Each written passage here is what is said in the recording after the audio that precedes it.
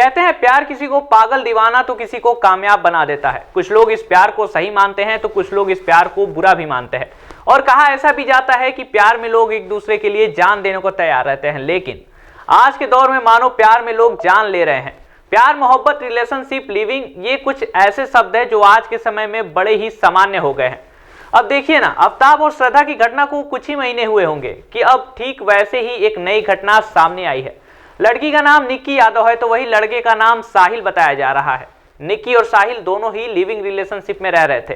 अगर आपको नहीं पता कि लिविंग क्या होता है तो ये भी हम आपको बता दें कि जब दो कपल बिना शादी किए एक छत के नीचे रहते हैं तो उसे लिविंग रिलेशनशिप कहते हैं। खैर, कहानी आपको शुरू से बताते हैं। बात साल 2018 की है। हरियाणा के झज्जर में रहने वाली निक्की अपनी पढ़ाई पूरी करके डॉक्टर बनने का सपना लेकर राजधानी दिल्ली आती है। वो दिल्ली के उत्तम नगर इलाके में रहने लगती है और यहीं से एक कोचिंग सेंटर में निक्की मेडिकल की तैयारी कर रही थी। निक्की रोजाना बस से कोचिंग आती थी और जाती थी। एक दिन इसी बस में उसकी मुलाकात साहिल गहलोत से हुई। साहिल भी एसएससी की कोचिंग करने के लिए दिल्ली आया था। दोनों की दोस्ती हो गई और धीरे धीरे दोस्ती प्यार में भी बदल गई।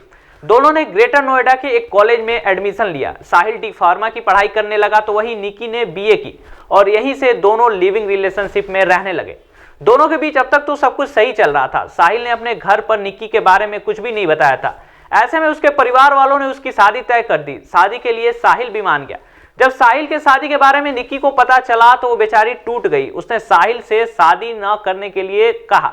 दोनों ने गोवा भागने का भी फैसला किया, लेकिन ऐन वक्त पर साहिल इससे मुकर गया। साहिल ने सगाई कर ली। इसके बाद वो निक्की से मिलने भी पहुंचा। वह निक्की को कार में बिठाकर कहीं ले गया। दिल्ली के कश्मीरी गेट पर दोनों के बीच काफी झगड़ा हुआ था। निक्की साहिल पर शादी न करने और गोवा जाने के लिए दबाव बना रही थी। इसके बाद साहिल ने उसे मारने का फैसला किया और कार में ही डेटा केबल से निक्की का गला घोट दिया।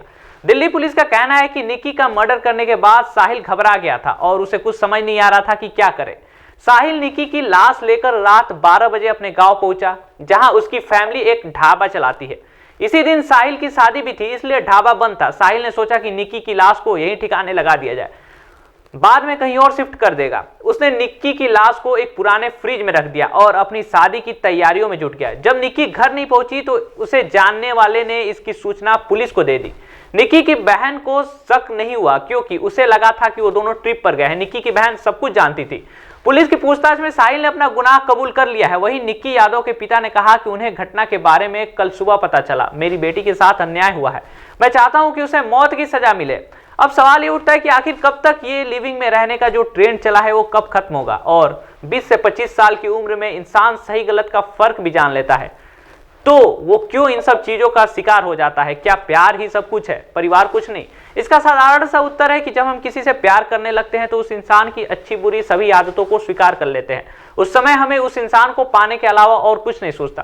खैर, ऐसी बातों से सबक लेने की जरूरत है और प्रशासन को भी ऐसे मामलों में अब सख्त हो जाना चाहिए।